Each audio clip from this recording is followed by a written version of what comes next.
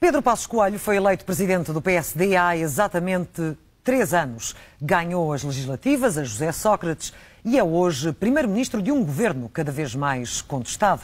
Revisitamos agora o percurso desde as diretas que o tornaram 18º líder social-democrata. Aos 26 dias de março de 2010, o PSD elegia Pedro Manuel Mamed Passos Coelho como o 18º presidente do partido.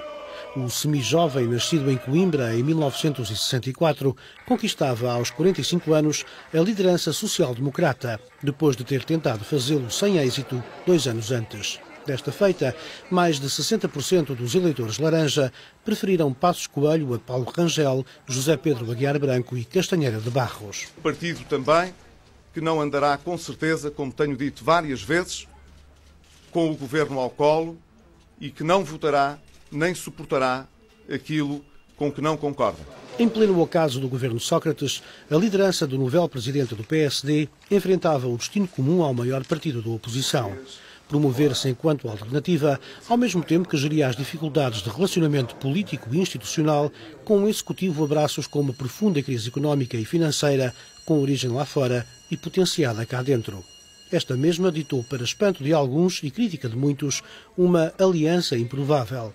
Para consumo interno e externo, governo e PSD foram obrigados a uma imagem de unidade em nome da estabilidade distante que se queria próxima. O governo socialista promoveu, com o beneplácito da nova liderança social-democrata, um aumento generalizado de impostos. Pedro Passos Coelho disse que a mão social-democrata foi estendida não ao governo, mas ao país. Quero começar por pedir desculpa, não porque me sinta pessoalmente responsável pela situação que se vive no país e que motivou a adoção destas medidas, mas porque elas representam, temos noção disso, em primeiro lugar, um conjunto de medidas duras para a generalidade dos portugueses e para o país. Esta espécie de meia-culpa, menos de 2 meses depois de ter sido eleito, marcaria os primeiros momentos da vigência de Passos Coelho à frente do PSD. O outro foi, naturalmente, o triunfo nas legislativas de junho de 2011. Beneficiando de uma erosão irreversível do socratismo, o PSD triunfava nas urnas e aliava-se ao CDS de Paulo Portas, conseguindo uma maioria parlamentar. O líder do PSD torna-se primeiro-ministro, não sem que antes sofresse nefastas consequências da sua teimosia. Perante o ceticismo oriundo até do seu próprio partido, o líder do PSD insistiu na candidatura de Fernando Nobre como cabeça de lista por Lisboa às legislativas de junho, sem nunca esconder a sua apetência para presidir ao Parlamento. Foi, efetivamente, o primeiro nome proposto por Pedro Passos Coelho para presidente da Assembleia da República. O nome foi chumbado por 2 vezes no hemiciclo. Um mês depois, Nobre abandonava a atividade política. A de Passos Coelho começava como chefe de governo e com ela o tradicional estado de graça, reforçado pela presença de Cavaco Silva em Belém. Um governo, uma maioria, um presidente. A trilogia mais apetecida pela classe política estava em vigor até que a crise agudizou o que já era mau.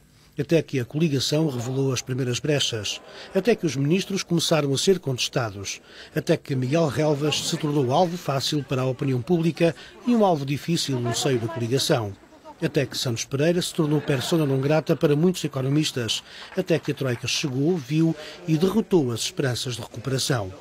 O futuro hoje é incerto. O do país já se sabe, mas também o de Pedro Passos Coelho, que dentro em breve vai enfrentar com a tranquilidade possível a 4ª moção de censura. Sereno na pose, menos serena é a posse do Executivo e todos sabemos como as coisas funcionam. Quem perde poder no topo, cedo ou tarde, regressará à base, que os partidos não perdoam a quem não perpetua no tempo a sua influência na sociedade.